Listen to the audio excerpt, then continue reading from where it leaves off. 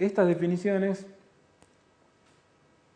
nos van a permitir llegar a la probabilidad a posteriori. Ya tenemos la definición de probabilidad a priori, densidad condicional, y también tenemos la medida, que es el brillo que acabamos de medir o el dato que acabamos de sacar. La probabilidad a posteriori, para que no pierdan el foco, digamos, lo que queremos hacer es llegar a una definición de un clasificador estadístico, basada en esta serie de definiciones de probabilidad. Entonces la probabilidad a posteriori, y acá cambia la notación, es de la clase dada la muestra, es qué probabilidad tengo de que la muestra que acabo de sacar sea de clase 1, clase 2 o clase C. ¿Qué probabilidad que tengo? Si tengo 4 millones, ¿qué probabilidad tengo que sea sano o enfermo ese individuo? O si tengo el brillo 45, ¿cuál es la probabilidad de que sea un 0 o que sea un 9? Y esa ya es una pregunta mucho más cercana a lo que estamos buscando, porque nosotros ponemos el patrón en el sistema como entrada y es lo que le damos al clasificador. Le decimos que el brillo es 45 o que los glóbulos rojos están en 3 millones y lo que estamos buscando del sistema es que nos diga sano, enfermo o 0 o 9. Y entonces, esa probabilidad se calcula mediante la regla de Bayes, que es el producto, como vemos acá en la fórmula, de la densidad condicional por la a priori sobre la probabilidad incondicional. Entonces es una relación entre las tres primeras definiciones que hemos visto. Ahora bien, esta definición nos va a permitir llegar al clasificador estadístico, ya que tenemos en la izquierda tenemos las mismas curvas que ya sabíamos, ¿no? O sea, tenemos la probabilidad del 0, la probabilidad del 9 y la suma de las dos, que es la curva en negro. Fíjense, si yo ahora calculo, dadas esas tres, calculo la probabilidad que acabo de definir, la probabilidad a posteriori, voy a obtener la curva de la derecha, donde veo cuál es la probabilidad a posteriori del 0, es la curva en rojo, y cuál es la probabilidad a posteriori del 9, es la curva en azul. Y acá hay algo muy particular, que es, hay una gran cantidad de valores de 0, de brillo, donde la probabilidad a posteriori del 0 vale 1, que es todo el inicio de esta curva. Y por lo tanto la probabilidad a posteriori del 9 vale 0. Y sobre los brillos muy altos, tenemos la probabilidad a posteriori del 9 es muy alta, cercana a 1, no necesariamente 1, y la probabilidad a posteriori del 0 es muy baja, cercana a 0. Y esto ya es básicamente lo que estoy buscando. Es decir, si se acuerdan de las funciones discriminantes, y qué es lo que buscábamos cuando decíamos g sub 0 mayor a g sub 9, acá estamos teniendo una función definida por una probabilidad que es mayor a la otra para todos los brillos que corresponden a los ceros. Y por otro lado, la segunda función, la de los 9, es mayor, su brillo es mayor a la otra, o su nivel de probabilidad, para todos aquellos brillos altos. Entonces, una idea para un clasificador ya podría ser construir un clasificador estadístico basado en probabilidades a posteriori. Es decir, usar estas probabilidades que acabamos de definir como las funciones discriminantes. Por supuesto, en la zona central, si se fijan, en la zona central es donde tenemos la zona de máxima incerteza del sistema. Si nos viene un brillo 43, por ejemplo, voy a tener el punto donde se cruzan las dos, que era equivalente a la frontera de decisión que habíamos definido previamente. En ese punto no puedo decir que la probabilidad posteriori del 0 es mayor que la del 9, ni viceversa, entonces ahí es donde tengo la máxima incerteza en el sistema. Bien, entonces, esa es justamente la idea del clasificador de Bayes, que es un clasificador estadístico teórico de mínimo error, que es lo mejor que podríamos hacer, digamos.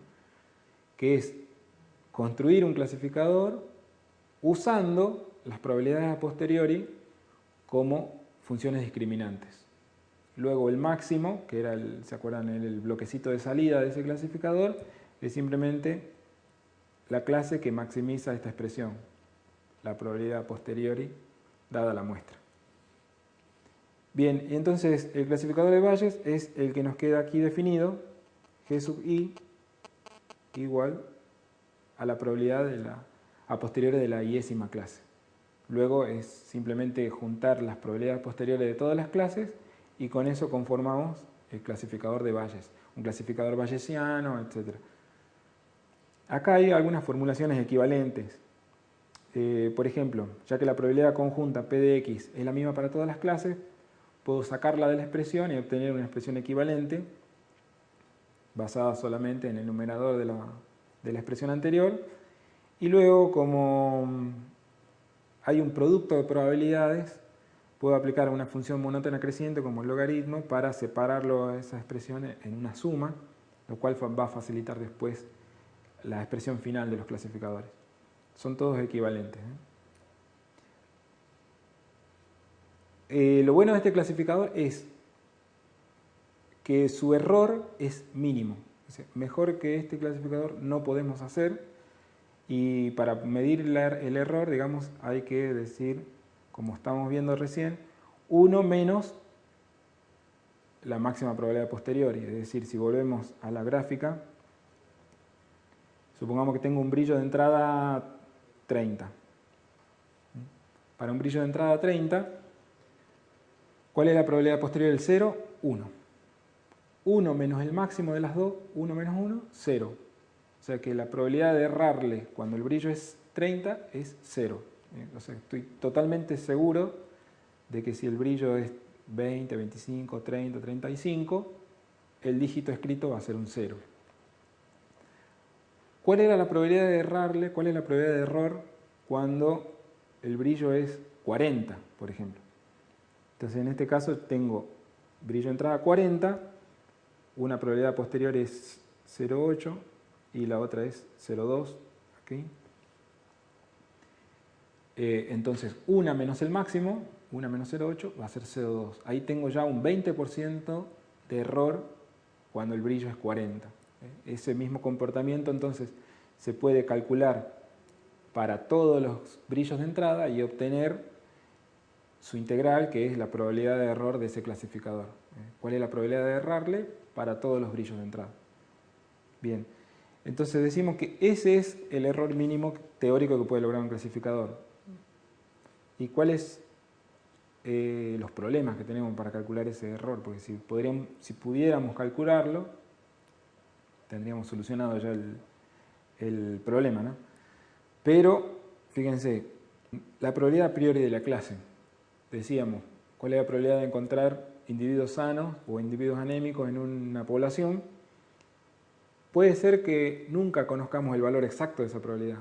Podemos conocer un valor aproximado levantado de la muestra que tenemos, de la población que tenemos, pero si esa misma muestra la hacemos en otra región del mundo, por ejemplo, puede ser que la probabilidad a priori cambie porque la población es naturalmente más anémica por cuestiones de salud propia, ¿no?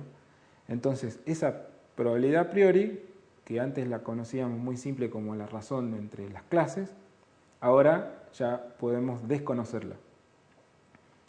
Y lo segundo es que la probabilidad condicional, que es la probabilidad de X dada la clase, decíamos, cómo se distribuyen las muestras sabiendo que los individuos son sanos o sabiendo que los individuos son enfermos, también podemos llegar a desconocerla, porque si hacemos el histograma, por ejemplo, con 1000 individuos y mañana sumamos 10 individuos más de la población de al lado, ese histograma puede cambiar en función de esos individuos. Entonces, esa probabilidad condicional también puede llegar a ser desconocida. Con lo cual nos empiezan a faltar ya los factores que nos van a permitir calcular justamente la probabilidad posteriori. Nos van a faltar justamente los dos factores que están en el numerador de esa expresión. Y con lo cual se llega a imposibilidad práctica de generar o de crear un clasificador bayesiano basado en esta probabilidad a posteriori. Y todo lo que van a aprender en la materia son métodos que aproximan, métodos que intentan generar sistemas que aproximen su error al clasificador bayesiano. Entonces, el clasificador bayesiano es una cota de error mínima al cual luego, por ejemplo, mediante redes neuronales o clasificadores gaussianos, etc., se intenta llegar a un error parecido al error de Bayes lo más cercano posible.